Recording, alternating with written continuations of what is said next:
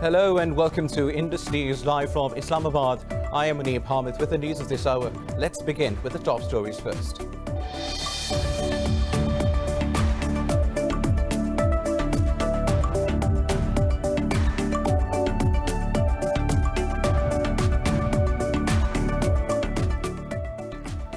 Azerbaijan says Armenian forces have yet again targeted civilian areas with artillery and missiles. The Azeri Defense Ministry says its forces have killed a number of Armenian troops in retaliatory raids. In a statement, it said a large number of weapons and communication towers of the Armenian forces were also destroyed.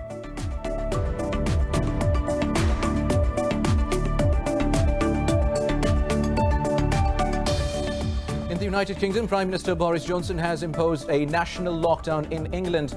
The country's COVID-19 cases has topped 1 million with over 46,000 deaths. India has reported nearly 47,000 cases and 470 fatalities overnight, raising the death toll to over 122,000. In Pakistan, 17 people have died overnight, taking the toll to 6,823, while the global number of coronavirus infections is nearing 46 million with almost 1.2 million deaths.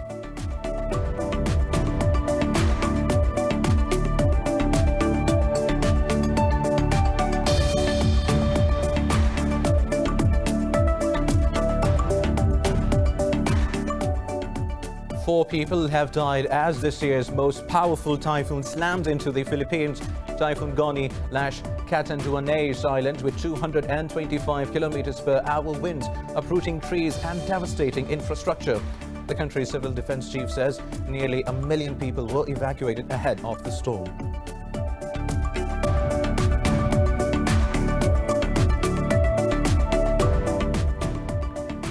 In New Zealand, Prime Minister Jacinda Ardern's Labour Party has signed an agreement with the Green Party to form the government.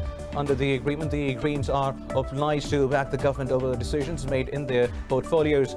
Earlier this month, Ardern delivered the biggest election victory for her centre-left party in half a century.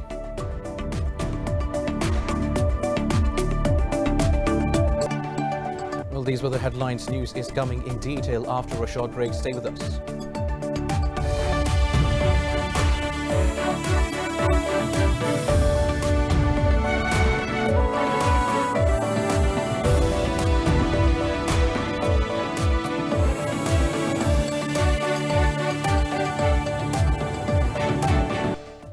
Welcome back. Now let's have the news in detail. We start from Azerbaijan, which says Armenian forces have yet again targeted civilian areas with artillery and missiles.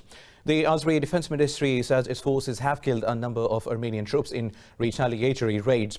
In a statement, it said a large number of weapons and communications towers of the Armenian forces were also destroyed. Meanwhile, Russia said it will provide necessary assistance to Yerevan if fighting reached Armenian territory. In a statement, the Foreign Ministry said Kremlin will mull over concrete formats of assistance. Earlier, Armenian Prime Minister Nikol Pashinyan asked Russian President Vladimir Putin for security assistance. Now, over 1,100 people have been killed in the clashes that broke out on the 27th of September. Now, in the UK, Prime Minister Boris Johnson has imposed a national lockdown in England. The country's COVID-19 cases has topped 1 million with over 46,000 deaths.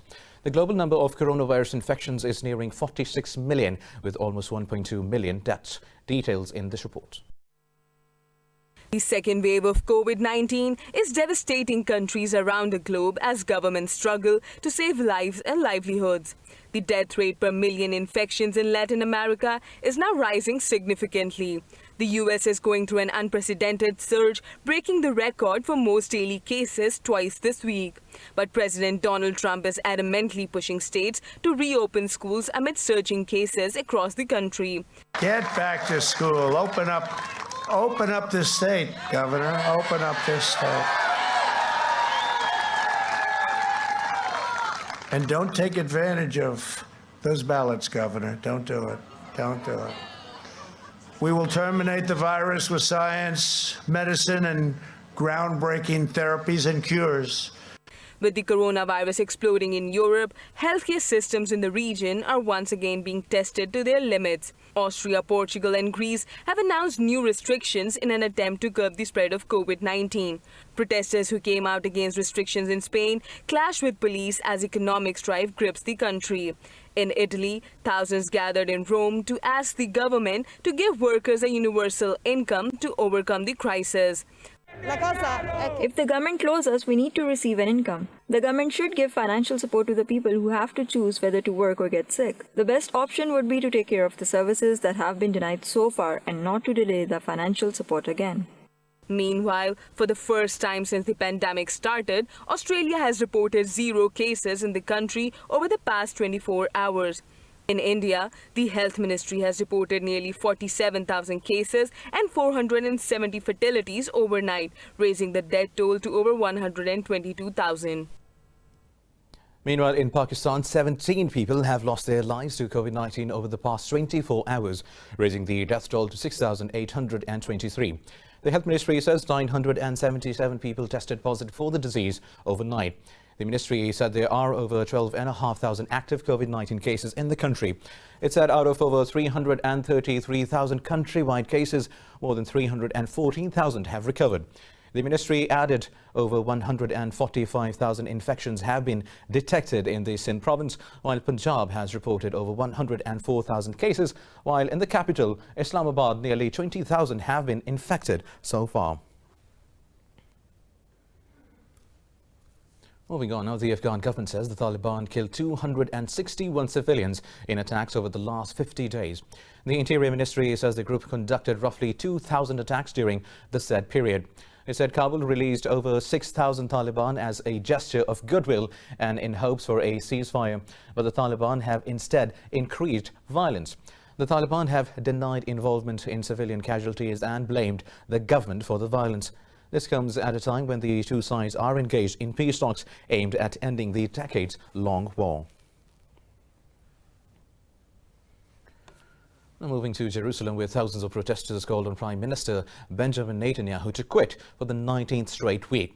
The demonstrators cited Netanyahu's terrible handling of the COVID-19 crisis and corruption charges. Protesters gathered outside the Prime Minister's residence, blowing whistles, waving signs and flags. Police say they have arrested 6 demonstrators. Israel is witnessing a rise in protests as COVID-19 cases in the country surge once again. The country is facing a recession as a result of the pandemic, with unemployment rate hovering above 11%. Come here every week and we say our words here against him, and we just expect him to go, but he will not go by himself. We have to take him down, and slowly we'll appreciate that the country is actually against him, and he has to go to prison through the court, in a court that will actually determine how many years he has to serve for all the corruption that he's involved in. Moving on, clashes have erupted between protesters and police in the southern Iraqi city of Basra. This comes after security forces removed concrete walls and dismantled protest tents. Authorities started clearing the road leading to local government offices. The road was closed since mass anti-government protests erupted a year ago. Dozens of protesters gathered to prevent the removal of tents and threw stones at security forces. Now, riot police fired tear gas and live ammunition in the air to disperse the crowd. Local security said some forces suffered light injuries while several protesters were detained. Now, over in New Zealand, Prime Minister Jacinda Ardern's Labour Party has signed an agreement with the Green Party to form a government. In the October 17th general elections, Ardern delivered the biggest victory for her party in half a century. Labour won enough seats to govern alone, but Ardern said she wanted to draw on shared goals and expertise on environmental and well-being issues. Under the agreement, the Greens are obliged to back the government over decisions made in their portfolios. Otherwise, they are entitled to take a different position on issues. This agreement is unlike any other. It does not require consensus to be formed. It allows the parties to take their own positions on issues where that is important, but offers to work together in other areas too. And for us, this represents the evolution of MMP. Well, prior to the October election, the Labour Party was in a governing coalition, also with the Greens and New Zealand First. Now, in France, President Emmanuel Macron has condemned the growing calls for a boycott of French goods. In an interview, Macron called the move unacceptable after the boycott campaign spread quickly in the Muslim world. Earlier this week, Macron made anti-Islam comments and accused Muslims of separatism. His remarks sparked a wave of criticism in France and beyond. But the president appeared to retract his position on the ongoing fierce debate about freedom of speech in France. He said the caricatures emerged from free and independent newspapers that are not affiliated with the government. A number of world leaders, including Pakistan's Prime Minister Imran Khan, condemned Macron's statement. Moving on now, Georgia's ruling party and a grouping of opposition forces have both claimed victory in Saturday's parliamentary elections. Rival exit polls showed contradictory results, sparking fears of political instability. The ruling Georgian Dream Party said it has won the elections for the third time in a row, while exiled former president Mikhail Saakashvili claimed opposition parties scored a triumphal win. A pro-government exit poll said Georgian Dream led elections with 55%, but a pro-opposition exit poll suggested opposition parties garnered 52% of the vote.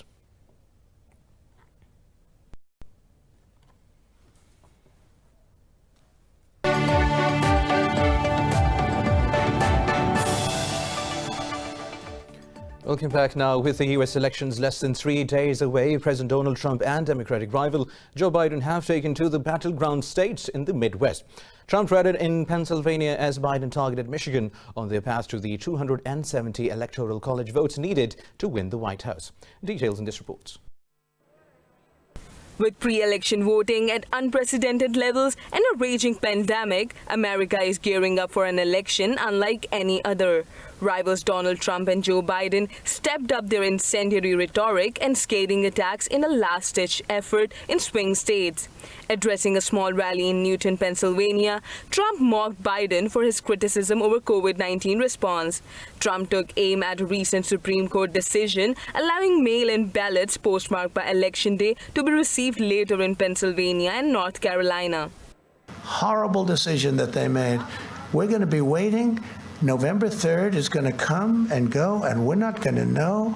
And you're going to have bedlam in our country, and you're going to have this period of 9 days or 7 days or whatever it is, and many bad things. Ballots are going to be, oh, we just found 10,000 ballots. Oh, that's good. We just found another 10,000.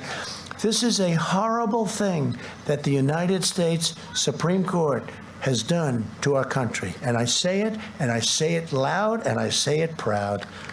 Meanwhile, Democratic presidential nominee Joe Biden campaigned in Flint, Michigan, trying to sway undecided voters.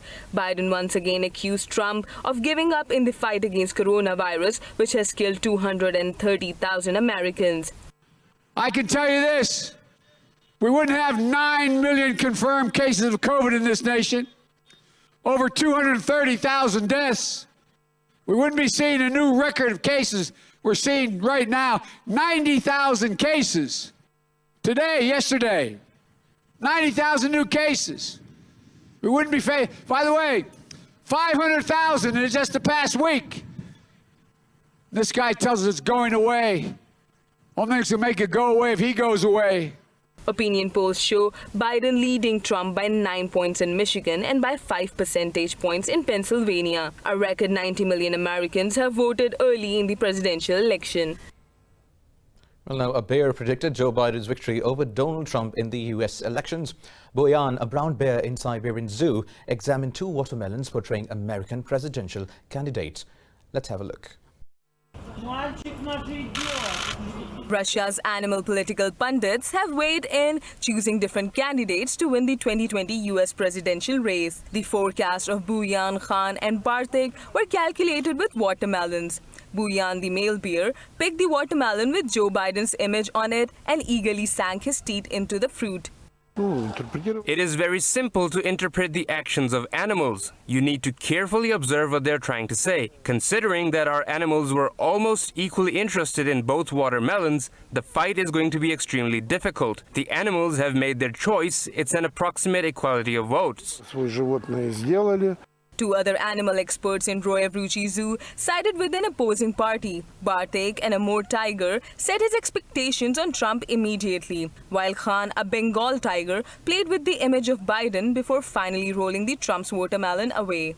The animals have a lot of time to think, discuss this matter, weigh and analyze. Therefore, in general, their judgments are usually very deep. During the previous Trump's election race, despite the losing position in which the American president has been, all our animals guessed it right. Of course, Trump didn't call back and didn't say thank you. We weren't very mad, but of course, he cannot count on such support from us as before. In 2016, Oracle bear Buyan predicted Trump's victory. Buyan also predicted the outcome of World Cup games in host country Russia. Americans will be voting for president on November 3rd.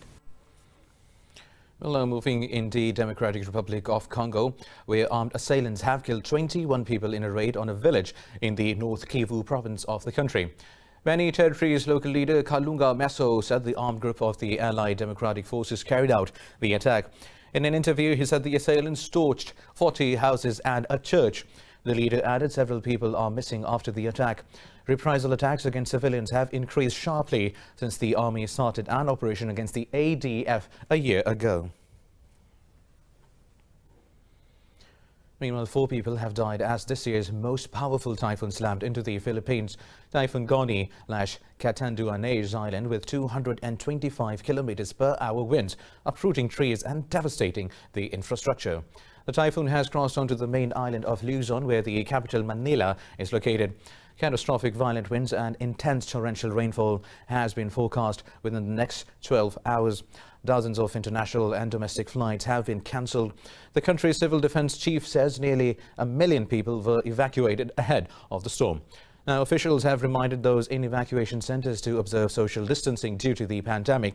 Goni is the most powerful storm to hit the Philippines since Typhoon Haiyan that killed over 6,000 people in 2013.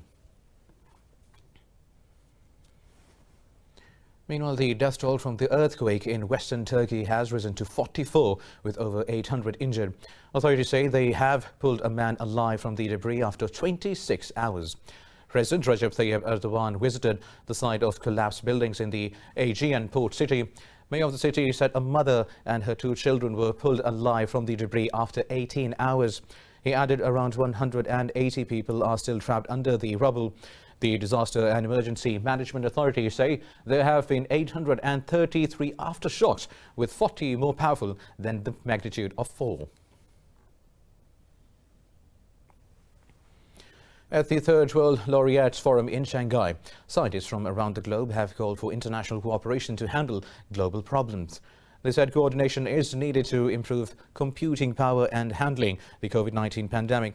More than 300 scientists, include 61 Nobel Prize laureates, participated in the forum. American structural biologist Raymond Stevens outlined a possible path for scientists to make more achievements. I became a scientist because we cooperate around the world. And so their message, which I very much agree with, is that we need to make sure science stays international, basic science, that we share observations. The pandemic, COVID-19, has been a wonderful example of that.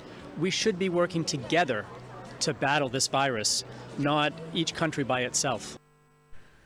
Well, people around the world have celebrated Halloween with all things spooky and fear-inducing get-ups. In Hong Kong, partygoers filled bars and streets to celebrate the festival despite the coronavirus outbreak. Details in this report. Enthusiasts reveled in the Halloween festival despite the COVID-19 pandemic with the same excitement. The Hong Kongers roamed the streets of the Lan Kwai Fong area wearing costumes, while bars dressed their storefronts with Halloween decorations. There's a little bit of inconvenience, for example, about my makeup. I can only put makeup on my eyes. I don't think it's troublesome, just that we need to put on a mask and wear less makeup. Police patrolled the area, carrying banners asking people to avoid gathering or crowding in one area. The city's government eased social distancing measures, with business hours of bars and clubs being extended to 2 a.m. The seating capacity of restaurants and clubs has been increased to 75%. We have to protect ourselves. Of course, it's less fun, but I think it's better to wear a mask, like coming out, having fun together, than doing nothing, staying at home. If you ask me whether I'm worried about coronavirus, I'm a little bit worried. But I think if we wear a mask and sanitize our hands, it should be okay. The relaxation of measures comes as the Asian financial hub has maintained single-digit or no new local cases in recent weeks. However, the city has continued to register imported cases of the virus. With that, we come to the end of this bulletin. For the latest update, you can follow us on social media at indus.news. Take care.